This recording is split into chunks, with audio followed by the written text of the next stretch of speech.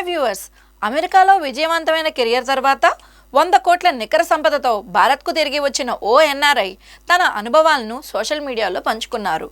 ఆర్థికంగా స్వేచ్ఛ లభించినప్పటికీ ముందస్తు రిటైర్మెంట్ ద్వారా జీవితంలో తనకు ఎదురవుతున్న మిశ్రమ అనుభవాలను ఆయన రెడిట్లో పోస్ట్ ద్వారా వివరించారు.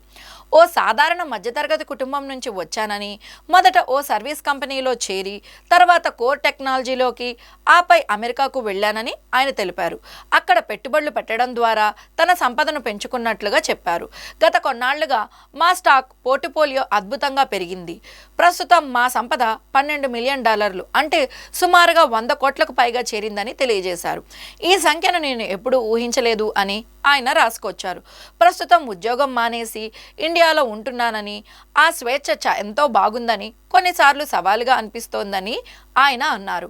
ఓ మంచి గేటెడ్ కమ్యూనిటీలో నివసిస్తూ తన రోజువారీ జీవితం ఆరోగ్యం, కుటుంబం చుట్టూనే తిరుగుతోందని చెప్పారు.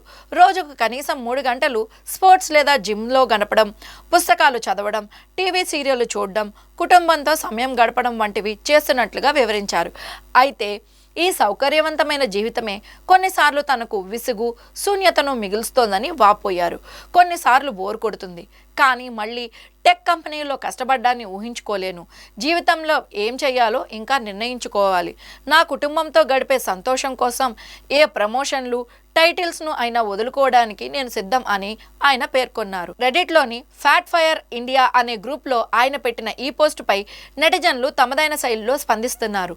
త్వరగా రిటైర్ అయితే బోర్ కొట్టడం సహజమని ఒకరు కమెంట్ చేయగా, మీకు నచ్చిన కొత్త హాబీ లేదా ఏదైనా పని నేర్చుకోండి అని మరొకరు సలహా ఇచ్చారు. చాలామంది ఆయన విజయాన్ని ప్రశంసిస్తూ ముందస్తు రిటైర్మెంట్ వల్ల కలిగే మానసిక సవాళ్లపైన చర్చిస్తున్నారు. ఈ వీడియో కనుక మీకు నచ్చినట్లయితే లైక్ చేయండి, షేర్ చేయండి.